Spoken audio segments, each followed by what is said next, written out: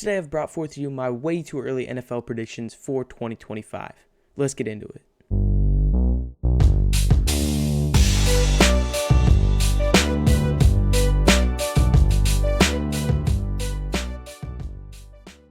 On the AFC side, I have the Texans winning the conference with a 14-3 record. I think that they have a bright young team, and I think they will be even better next year than they were this year. At the 2 seed, I have the Chiefs going 12-5 to win the AFC West. I definitely think they need to re-sign Chris Jones if they want to get this done, and I think that they could probably figure out their wide receiver situation. I think they will be back and good next year. Then at the 3 seed, we have the Buffalo Bills going 12-5, winning the AFC East, and I think they'll have another up and down year, but I think it's going to be more up than the years past. Josh Allen is definitely going to prove to everyone that he's still a good QB, and their team is just going to have a little bit better of a year than the past couple. At the 4 seed, I have the Cincinnati Bengals going 11-6 to win the AFC North. To me, this year didn't really count for anything. Obviously, a lot of their stars that were and didn't do great, but that was just because so many people were injured and they just couldn't get anything done. And I think next year, Joe Burrow, if he stays healthy all year, I think they will be back in a better position. Then at the 5 seed, I have the Ravens going 10-7. I don't really see them repeating the season that they had this year because they're going to lose some people over the offseason, and I really just don't see them as a consistently good team, and they're going to struggle next year, and so I have them at the 5 seed.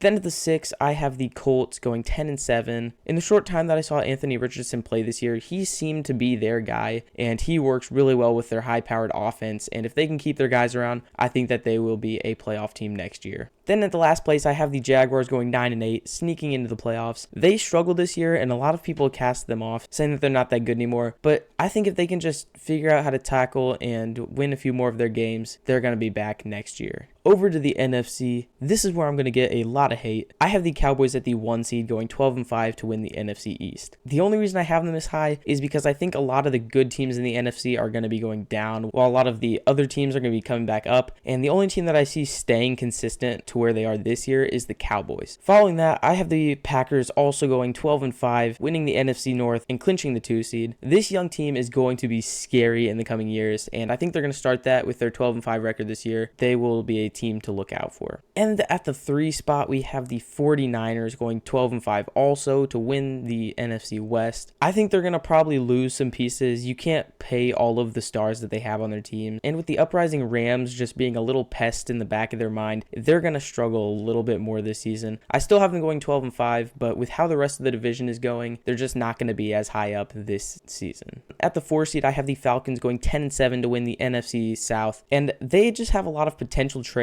that could build a passing offense alongside Bijan Robinson, and they could just be a scary offense that a lot of people don't see coming at the moment. I know that Baker Mayfield and the Buccaneers are looking good for next year, but I think the Atlanta Falcons will be just a bit better. Then at the 5 seed, I have the Rams, who I really think could be battling with the 49ers for the division for a long time. I think they'll barely lose to the 49ers. I don't think they'll get the division, but they looked good when they were all healthy this year, and so I have them going 11-6 and will be a scary team in the playoffs. At the 6th seed, I have the Lions going 10-7. I just really don't think they can repeat the year they had. They had 2 free games against the Vikings without Kirk Cousins. They had 1 free win over the Packers when they were still figuring out their offense. And they lost 1 game to the Bears, who sucked this year. And the Bears might be improving next year too. I just think the NFC North and just the NFC as a whole is going to be getting a lot better. And the Lions will struggle in this new sort of atmosphere. And then finally, I have the Vikings sneaking in at 9-8. You really got to hear me out on this one. They started 0-3 this past season in 1-score games. They just got unlucky and got handed 3 losses right off the bat. Then they lost Kirk Cousins for over half the season, and they still almost made the postseason this year. It was like 1 game out. As long as they can keep Justin Jefferson around, get Kirk Cousins back, they will be back in the playoffs next year. And that brings us to our bracket. The first game we have is the 2-seeded Chiefs versus the 7-seeded Jaguars, and this one's a pretty simple game for me. The Chiefs are clearly the better team, and the Jaguars are not going to beat Mahomes in a wild card round upset. It's just not how it works with the Chiefs. Following that game is the 3-seeded Buffalo Bills versus the 6-seeded Indianapolis Colts. I think that the Colts will be kind of like the Packers in this next season. They're going to have a lot of growing pains, but they're going to hit a hot streak at some point, and I think that they'll actually get the upset over this Bills team. Following that, we have the 4-seeded Bengals versus the 5-seeded Ravens. And the Bengals,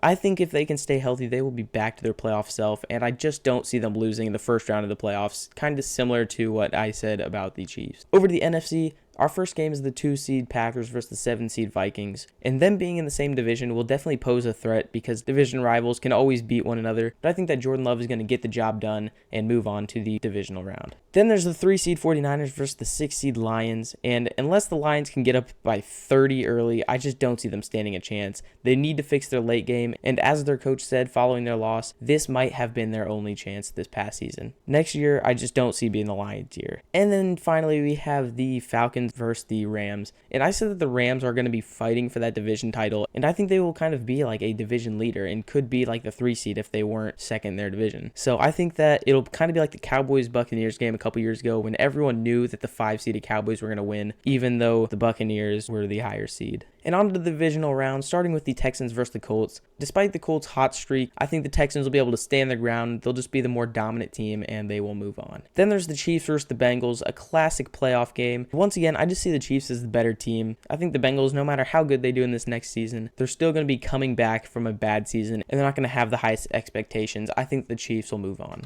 Then we have the Cowboys versus the Rams. Although they're 4 seeds apart, I really only have the Cowboys winning one more game than the Rams, and I also think it'd be hilarious if the Cowboys had another even more heartbreaking first game exit in the playoffs, so I'm going to give this one to the Rams. Then there's the Packers versus the 49ers, another classic playoff game. The thing that's selling this for me is the Packers this year gave the 49ers a very good run for their money, and they were in like a rebuilding year. They weren't expecting anything, and they still almost beat the 49ers, and I think that the Packers will be improving while the 49ers will be struggling to try and keep where they were at, so I'm going to give this one to the Green Bay Packers. Then in the championships, we have the Texans versus the Chiefs. Definitely the two best teams in the AFC by this point. For this game, I really just have faith in DeMeco Ryans and CJ Stroud. They are one of the best teams this Texans team has seen since they entered the league in 2002, and I think that this will be their year to move to the Super Bowl. And then over to the NFC, the Packers will be playing the Rams, both heavy offensive teams, and I think that this will be an offensive shootout. I think that this will be a high-scoring game,